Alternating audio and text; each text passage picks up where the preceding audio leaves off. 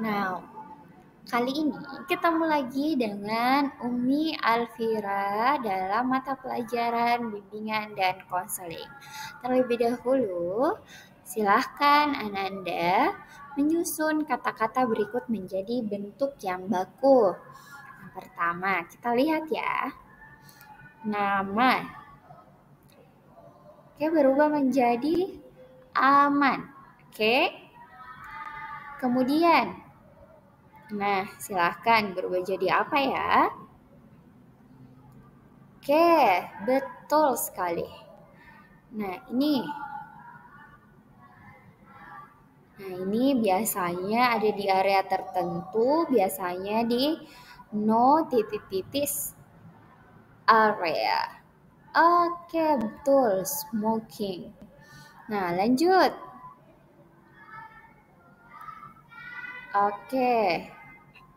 Kandungan dalam rokok, oke, betul, nikotin. Oke, jadi hari ini sudah bisa dilihat gambarnya. Jadi dari gambar ini dapat dilihat bahwa ada tulisan health dengan rokok. Jadi hari ini kita akan membahas tentang betul. Jadi kita akan membahas tentang bahaya rokok atau vape bagi kesehatan. Nah, pasti ya kita selalu melihat orang-orang di sekitar kita, baik itu orang tua, adik, kakak, sepupu, dan orang-orang di sekitar itu pasti ada yang merokok. Baik itu rokok yang dibakar maupun dalam bentuk elektrik. Nah, selanjutnya Ananda tahu enggak apa pengertian dari rokok? Nah, rokok itu adalah produk tembakau yang terbuat dari daun tembakau yang diisi dengan campuran bahan kimia dan dijadikan sebagai gulungan rokok. Nah, biasanya ini dihisap atau dibakar. Nah, salah satu ujungnya. Kemudian ini yang menghasilkan asap dan berbahaya bagi kesehatan kita.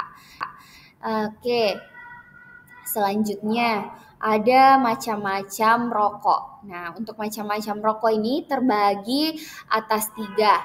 Nah, yang pertama yang Umi akan jelaskan adalah rokok elektrik. Kemudian yang kedua adalah rokok kretek. Yang ketiga adalah rokok cigar. Nah, untuk macam-macam rokok itu sendiri, seperti yang tampilan gambarnya, itu yang pertama untuk rokok kretek adalah rokok yang terbuat dari campuran tembakau dan cengkeh.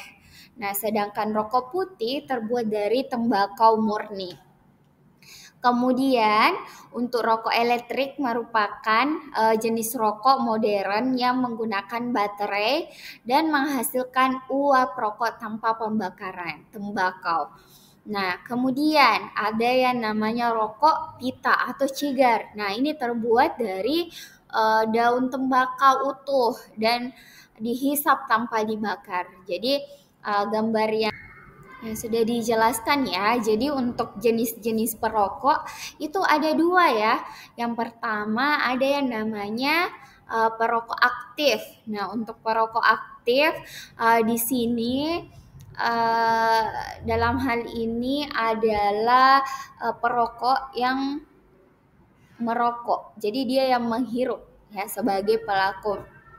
Dia sendiri yang membakar rokok tersebut lalu menghisapnya. Kemudian untuk perokok pasif adalah kita, orang-orang yang di sekitarnya yang ikut menghirup asap rokok tersebut. Nah, ini sama ya bahayanya dengan sebagai perokok aktif dengan perokok pasif karena kita dapat menghirup juga kandungan-kandungan yang terdapat dalam rokok. Nah, jadi semua jenis perokok ini bisa terkena berbagai penyakit. Nah, seperti kanker paru-paru, jantung, dan gangguan pernapasan. Nah, selanjutnya, sebahaya apa sih itu rokok? Nah, pasti kita selalu bertanya seperti itu karena orang-orang selalu bilang, bahaya merokok inilah. Nah, untuk bahaya rokok di sini, rokok itu mengandung banyak zat berbahaya seperti nikotin, karbon monoksida, dan tar. Nah, zat-zat inilah yang menyebabkan berbagai penyakit seperti kanker paru-paru, jantung, dan gangguan pernapasan. Jadi, selain itu, merokok juga berdampak negatif bagi lingkungan karena asap rokok ini mengandung polutan udara yang dapat merusak kualitas udara. Nah, seperti itu. Kita semua Nah, kenal dengan ini yang namanya bisa rokok, dan bagaimana semua disaksikan orang berkata bahwa merokok videonya merupakan aktivitas yang tidak sehat. bersama-sama Tapi sebenarnya di bagaimana rumah sih ya. rokok mempengaruhi badan Jadi, kita? selain itu, nah ini bisa disaksikan videonya bersama-sama di rumah Coba kita ya. mulai dengan komponen-komponennya.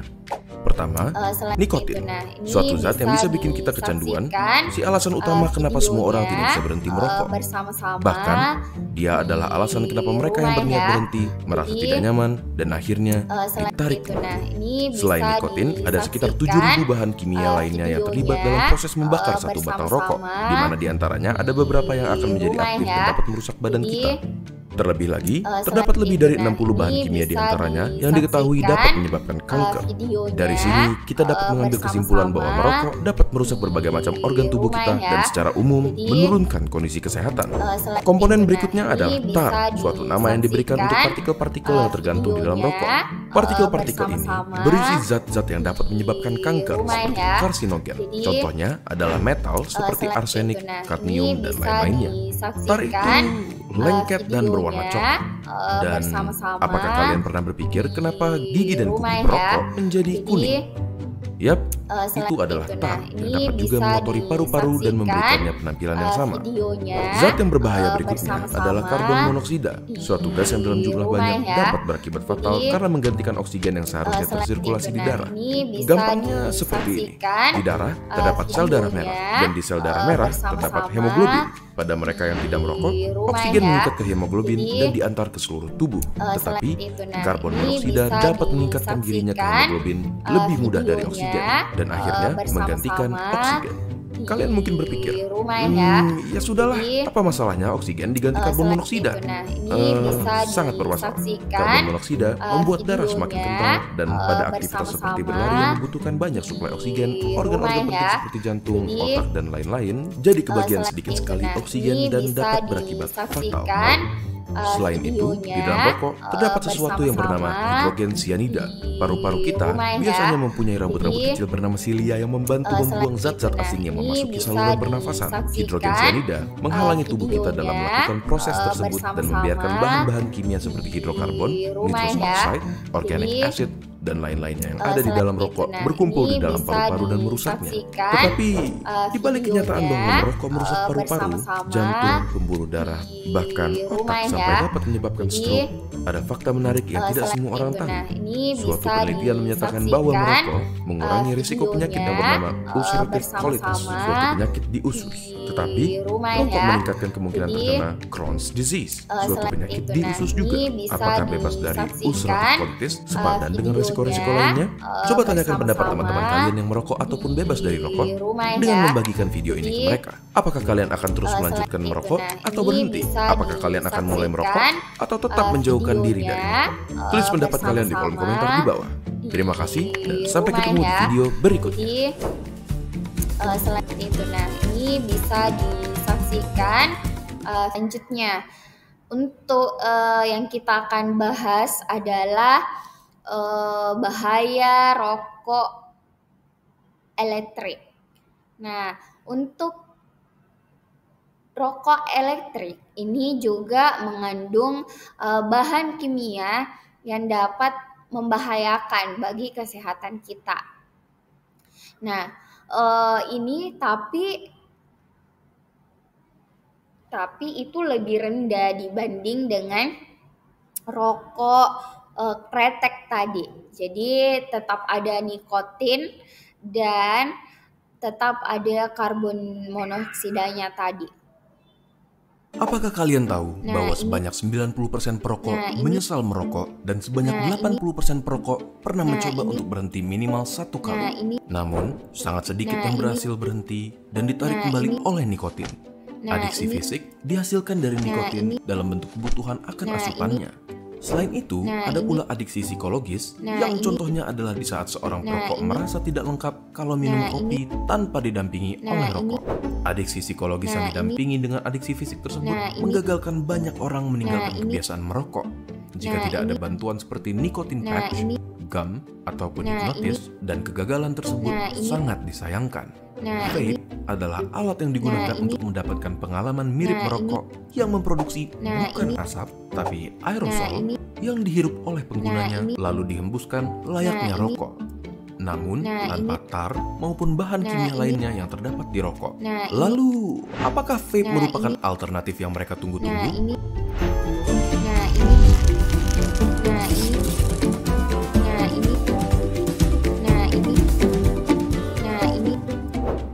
Jika kalian sudah menonton video kami yang sebelumnya mengenai rokok, kalian pasti tahu bahwa merokok melibatkan pembakaran tembakau dan beberapa bahan kimia lainnya dan membuat penggunanya kecanduan akibat kandungan nikotin di dalamnya. Asupan nikotin yang sangat dicari ini bisa digantikan dengan vaping menggunakan cairan atau liquid yang mengandung nikotin demi mendapatkan tingkat kepuasan yang sama dengan aktivitas menghirup dan menghembus yang identik dengan merokok. Salah satu perbedaan merokok dengan vape adalah vape tidak melibatkan pembakaran tembakau. Vaping melibatkan proses mengubah suatu cairan tertentu menjadi suatu aerosol, namun tanpa harus menghirup tembakau dan ribuan bahan kimia lainnya yang kita dapatkan saat merokok. Walaupun tidak sepenuhnya, hal ini mengurangi risiko kerusakan terhadap paru-paru dan jantung. Liquid yang digunakan pun umumnya hanya mengandung propylene glycol dan vegetable glycerin, suatu bahan kimia yang kita sering temukan di makanan dan obat-obatan, dan sudah disetujui penggunaannya oleh Food and Drug Administration. Terlepas dari fakta bahwa terdapat risiko bronkiolitis atau sering dikenal dengan sebutan popcorn lung dan beberapa penyakit lainnya, forum di seluruh dunia mengklaim banyaknya orang yang berhenti merokok sepenuhnya dengan transisi ke vaping dan bahkan mengklaim merasa lebih sehat dari di saat masih merokok. Perlu kita ingat bahwa walaupun vape diciptakan pada tahun 1963, vaping baru mulai dikenal pada tahun 2001 dan tidak ada konklusi yang layak untuk menyatakan efek jangka panjang untuk vaping. Untuk sekarang, vape memang dianggap sebagai alat yang berpotensi karena risiko kesehatan yang jauh lebih rendah dari rokok. Salah satu faktor yang perlu dipertimbangkan dengan penggunaan vape mungkin adalah stigmanya, di mana masyarakat cenderung tidak bersedia berpikiran terbuka mengenai vape karena menganggap vape sama dengan merokok dengan menghirup dan menghembuskan asap, dan tidak bersedia menerima penjelasan bahwa yang mereka kira adalah asap ternyata merupakan aerosol bebas tembakau maupun tar. Kami sama sekali tidak mendukung maupun mencegah kalian dalam menggunakan alat ini, karena kami mempersembahkan fakta-fakta ini dari sisi kesehatan dan gaya hidup untuk dijadikan pertimbangan bagi kalian yang berniat berhenti merokok maupun mempunyai pandangan tertentu terhadap penggunaannya. Bagaimana menurut kalian? Bagikan video ini ke teman kalian untuk mengajak mereka berdiskusi dan tulis pendapat kalian di kolom komentar di bawah. Video hari ini didukung oleh Movi, Ministry of Vape Indonesia, sebagai ahli dalam penggunaan alat vape dan bersedia menjawab berbagai pertanyaan kalian demi mendukung transisi penggunaan rokok menjadi vape dengan tujuan berhenti sepenuhnya.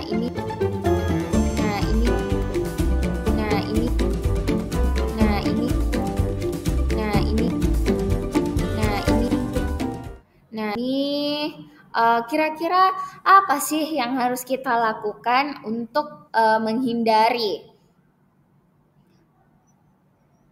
atau jika sudah mengonsumsi rokok, apa yang kita harus lakukan? Nah, yang harus kita lakukan adalah yang pertama, kita memutuskan kebiasaan merokok itu secara tegas dan tegak kuat. Jadi kita harus bertekad pada diri sendiri. Kemudian kita menghindari situasi atau lingkungan yang memicu keinginan untuk merokok. Nah, yang ketiga, kita mencari dukungan dari keluarga atau teman untuk tidak merokok. Kemudian kita melakukan aktivitas fisik atau olahraga sebagai pengganti dari merokok itu sendiri. Kemudian selanjutnya itu kita menghindari konsumsi alkohol atau kafein yang bisa kita memiliki keinginan untuk merokok. Kemudian kita mengikuti terapi pengganti nikotin atau konsultasi dengan dokter untuk mendapatkan bantuan dalam mengatasi keinginan untuk merokok. Oke, silakan untuk sesi terakhir ini Umi punya pertanyaan. Nah, silahkan dijawab.